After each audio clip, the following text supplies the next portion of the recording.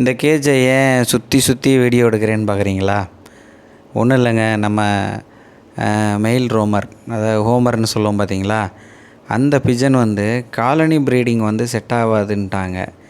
கேட்டதுக்கு நிறைய அடிச்சுக்கிட்டு பயங்கர சண்டை, சிக்ஸ் எல்லாம் நிறைய லாஸ் ஆணுச்சு. அதனால் அதுங்களுக்கு கேஜ் ப்ரீடிங்காக இந்த கூண்டு தோட்டத்தில் சும்மா தான் இருந்துச்சு. இதை ஆல்ட்ரு பண்ணுவோன்னு சொல்லி நல்லா உப்பு தாளை வச்சு தேய்ன்னு தேய்ச்சி எப்படின்னா ஒரு ரீஸ்டோரேஷன் தான் பண்ணிக்கிட்டுருக்கோம். பெயிண்ட் அடிக்க ஆரம்பிச்சிட்டோம். நம்மகிட்ட ஒரு பிளாக் கலர் பெயிண்ட் இருந்தது. எதுவுமே நம்ம வெளியில் வாங்கலை.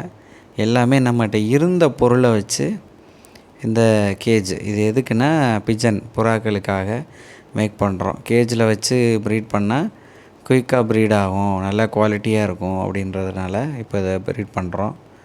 இப்போ பாருங்கள், இதுதான் இப்போ. ஏன்னா பெயிண்ட் இல்லாமல் நம்ம மறுபடியும் வலைகளை வச்சு இது பண்ணோன்னு வச்சுக்கோங்க, ஒரு லைஃப் வராது. அதுக்காக சரி ஒரு பெயிண்ட் அடித்து விட்ருவோம் அப்படின்னு சொல்லிட்டு பெயிண்ட் அடித்து ஒரு நாள் ஃபுல்லாக காய வச்சாச்சு.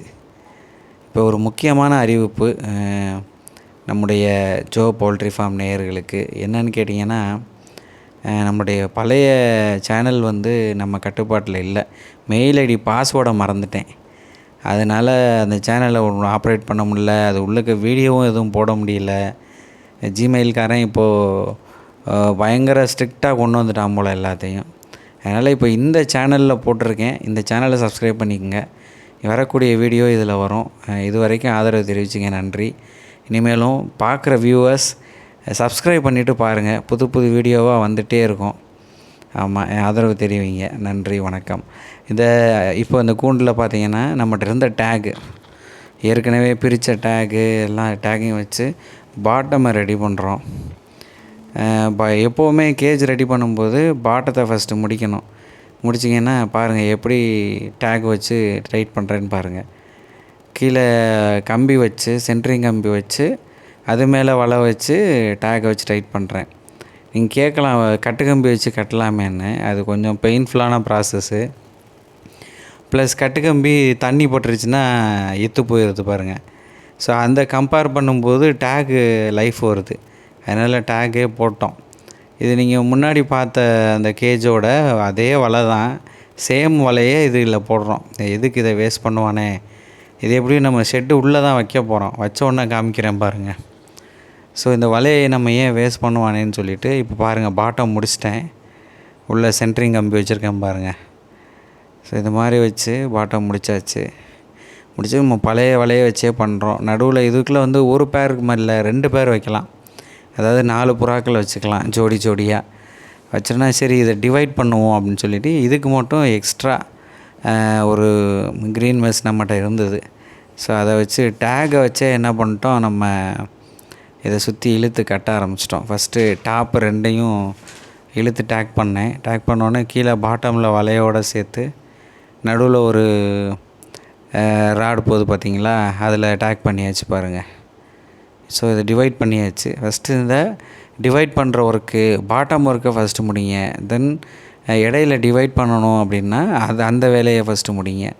ஸோ அதெல்லாம் முடித்ததுக்கப்புறம் மேலே டாப்பில், சைடில், டாப்பில், ஃப்ரண்ட்டில் சேம் வலையே எடுத்து நம்ம டேக் தான் யூஸ் பண்ணுறோம். புது டேக் யூஸ் பண்ணுறோம். ஸோ இது கொஞ்சம் லைஃப் வரும். ஆமாம், நண்பர்கள் நிறைய பேர் நம்ம சேனலை பார்க்குறீங்க. தயவு செஞ்சு நீங்கள் சப்ஸ்கிரைப் பண்ணிட்டு பார்த்தீங்கன்னா எனக்கு ரொம்ப உற்சாகமாக இருக்கும். உங்கள் ஆதரவுக்கு நன்றி. ஒரு பக்கம் முடிச்சிட்டேன், டாப்பும் முடிச்சிட்டேன். ஃப்ரண்ட்டில் மட்டும் கொஞ்சம் டேக் போட்டு டைட் பண்ணிகிட்ருக்கேன். தென் சைடு மட்டும் பண்ணணும். டேக் பண்ணி முடிச்சிருக்கேன் பாருங்கள். இந்த சைடும் அந்த சைடும் அடைக்கணும். ஸோ 2க்கும் காமனான வழி வச்சாச்சு. அதுவே நேச்சுரலாகவே வந்துடுச்சு. நான் எதுவும் வைக்கலை, டிவைட் பண்ணேன், அது நேச்சுரலாகவே வந்துடுச்சு. இந்த மெஸ்ஸை கட் பண்ணுறது நீங்கள் கட்டரை வச்சு கட் பண்ணணுன்னு அவசியம் இல்லை. மிச்சம் இருக்கிறத இப்படி மடித்து விட்டிங்கன்னா நமக்கு பின்னாடி நமக்கு தேவைங்கும்போது இதை யூஸ் பண்ணிக்கலாம். இல்லை கட் பண்ணி கூட யூஸ் பண்ணிக்கலாம். இப்போ இதை நீங்கள் கட் பண்ணி வெளியில் தூக்கி போட்டிங்கன்னு வச்சுக்கோங்க, வேஸ்ட்டு தானே. அதனால் இப்படி இப்போ மடித்து விட்டு ஃபுல்லாக டேக்கை போட்டு இழுத்து கட்டிடுங்க. அது உங்களுக்கு யூஸ்ஃபுல்லாக இருக்கும். ஸோ மறுபடியும் என்னடா திரும்ப திரும்ப சொல்கிறேன்னு நினைக்காதீங்க. பார்க்கும் நேயர்கள் தயவு செஞ்சு சேனலை சப்ஸ்கிரைப் பண்ணிட்டு பாருங்கள். கேஜ் முடிஞ்சிச்சு.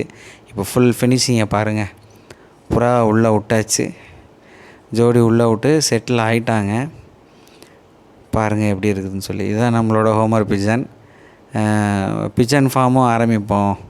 நிறைய பேர் கேட்டாங்க நம்மகிட்ட, ஹோமர் பிஜன் வச்சுருக்கீங்களா, ஃபேன்சி பிஜன் வச்சுருக்கீங்களான்னு கேட்டாங்க.